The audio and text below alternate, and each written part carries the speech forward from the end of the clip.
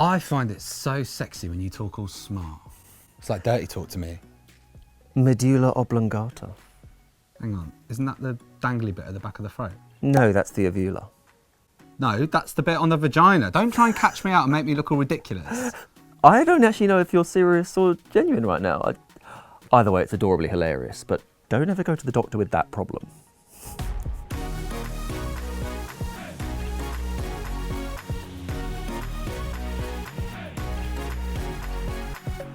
Hi, I'm Jamie. Hi, I'm Ed. And to celebrate 15 years together, we thought it'd be really fun to play a nice light-hearted game based on the questions you've sent us. Hang on, darling, just remind me before we begin, what is it we're supposed to be doing exactly? So, we'll be asked a question and we have to decide whether the answer applies more to me or you. If it's me, you hold up a yellow rose. And for me, it's the purple. Precisely. Oh my days, this could be pretty fun actually. Let's get stuck in.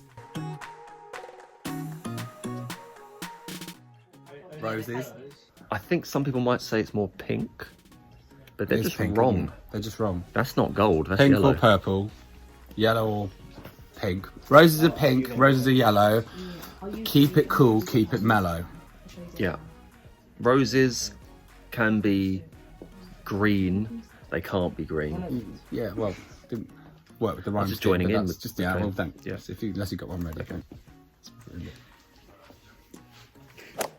Who's the most likely to take freebies in a hotel? Ed would take the sink with him if he could. Not gonna lie, proper little klepto when given the chance. Like the Robin Hood of toiletries. Look, it's always handy to have tiny soaps and tiny shampoos. You can take them with you, you can pack them all up in your bag. To the next time you go to a hotel that will have tiny soaps and toiletries. Look, don't question my methods. You never know when you're gonna need a tiny soap. And they just throw them out at the end of your stay anyway. I think you've got enough products. I don't think you need to resort to petty crime. Question 2. Who's the one to remove the spider in the room? Jamie's my hero. Saving Ed from arachnids, one piece of paper and cup at a time. And moths. And moths. And bugs too. Anything crawly and leggy. Couldn't save you from yourself though, could I?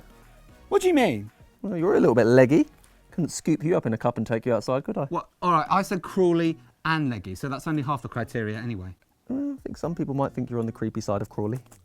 Cheeky bitch. Question 3. Who gets the most jealous?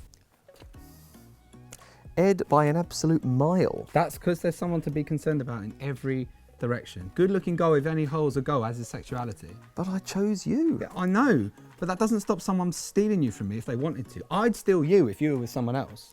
But I'd have to reciprocate those feelings to that person, and I only have eyes for you. Surely you'd know that after 15 years together. Well, surely you know I'm punching well above my weight, and you know it. Boy, girl, fruit, flower, everyone's a fucking threat.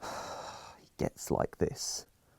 Doesn't matter how many times I tell him, he just brushes it off and puts himself down. Where you going?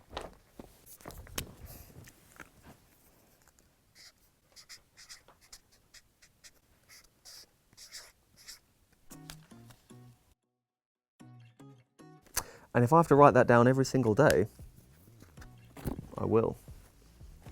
Aww. For you. What are you doing? And again. And for you. So cute.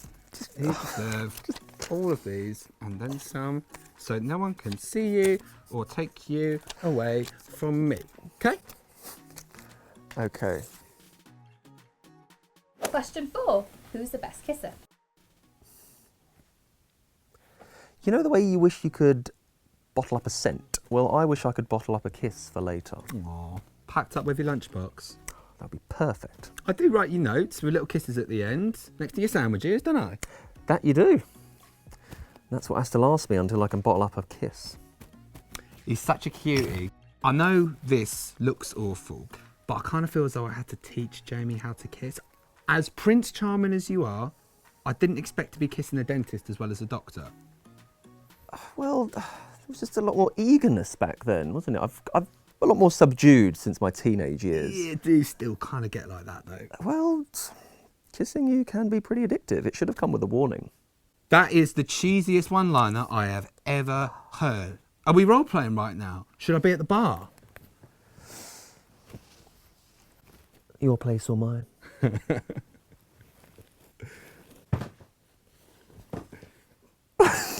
Sorry. Waitress, can we have an espresso martini and a pack of pork scratchings? Well, hold on. There's defo no way we're going back to yours for drunken sloppy kisses after you've been eating them. Where's my Uber? Although I will take that teeny. Question 5. Who's the most likely to survive in a zombie apocalypse? It's thought-provoking. Although I remember talking to one of Ed's friends, and he told me that during the Great Plague, back when half of London was dying, the Willis family was barely depleted at all. Look, I don't really know what happened there, but we all clearly made it out all right, so... I think if Ed's ancestors are anything like him, they probably opened the door, looked out on the streets of London at the rats and the plague and thought, piss off, and stayed inside till the whole thing was over. Like Shaun of the Dead. We all just go off down the local boozer and get rat-arsed, except without any actual rats. Whereas I, on the other hand, would probably be dead in a trench, while Ed's just living it up with all the rats, or zombies in this case. I forgot we were doing the roses. But hang on. You took my name when we tied the knot, so maybe I've given you my apocalypse piss-off plague abilities. Or is it biological? Don't question it, just take the get out of death free card. Question 6. Who's the most ticklish? No. No. No. No. No. No. No. No. No. No.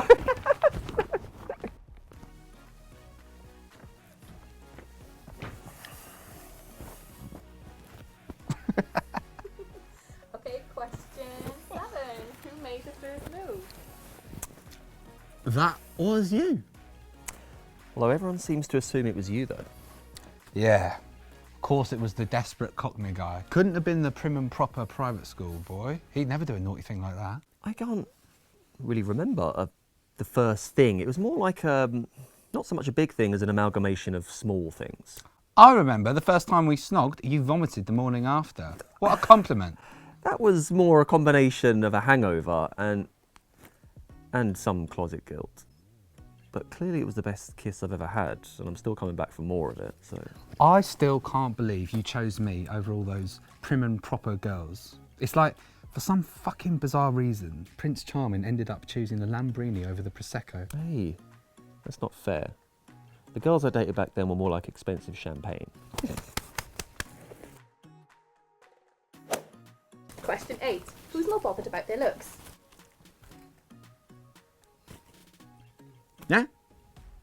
I mean, I interpreted that as meaning that I place a lot of the foundations on who I am based on being a rather good-looking chap, and in that regards, I am more bothered about my looks. Yeah, but the difference is you don't have to work for it. You just wake up looking handsome. Whereas this is a daily stint in special effects, hair and makeup, just to keep up with you. It's like a daily fucking workout. I can't imagine you working out.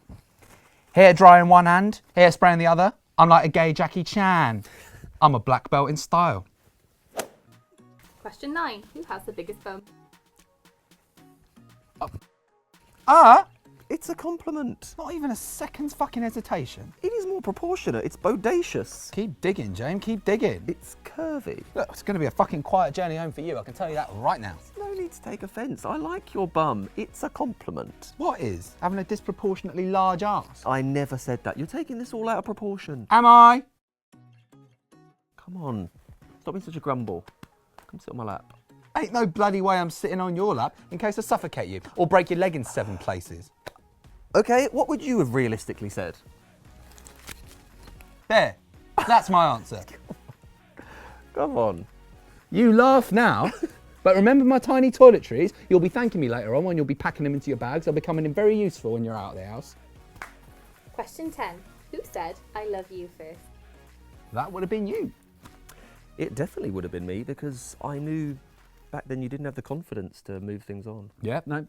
Never in a million years did I think that someone like you could fancy someone like me. But I do remember us saying how much we hated each other as we were wildly stripping each other down. testosterone-fueled teenagers back in the day, weren't we? There's a tale. As much as I tried to resist, I couldn't stop myself thinking about Ed constantly. I had my whole life mapped out, and my father imagined me marrying a princess or a duchess, but what can I say? I ended up with a different kind of queen. All right, Prince Charming. I didn't think I'd end up with a toffee private school boy either. But here we are, and I couldn't be bloody happier. So, who won?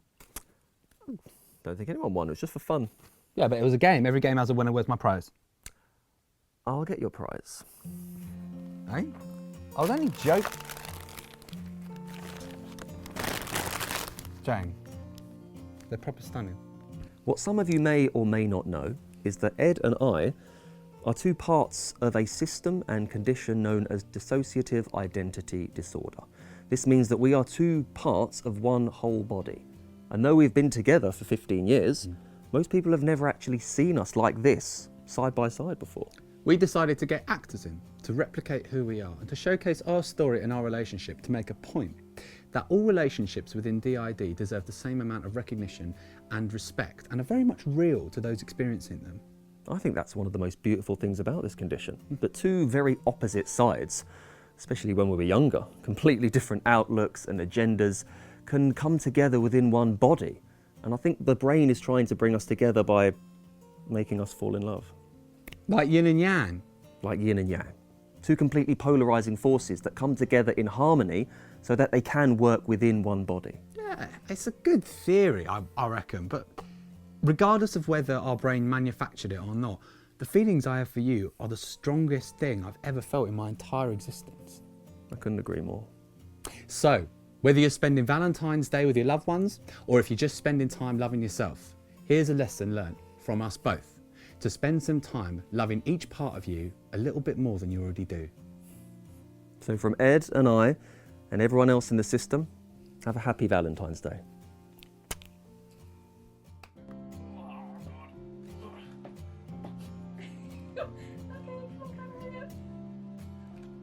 Love it. I love that. Sweet. Really great. I love that so much. Work your core. Okay. Okay. Fine. It's fine, James. Just it's like fine. that.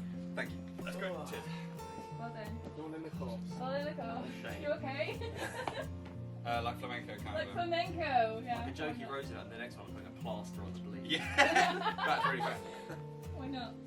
Ready? Is it thrown in the air? So on 3 I'm going to throw them, Okay. so you probably want to take a picture on 4. Okay. On. So you're going on 3. Yeah. So you're going. Shut up. Okay. So you're going. So it's going to be 1, 2... Yeah. Yeah. Yeah. Oh, right, yeah. Cool. So 1, 2, throw. Yeah. Okay, ready? Posting. 1, 2, throw. Shattered into pieces. Thank you for giving us a voice. And a body. I'm particularly grateful for this body. I love you. I love you too.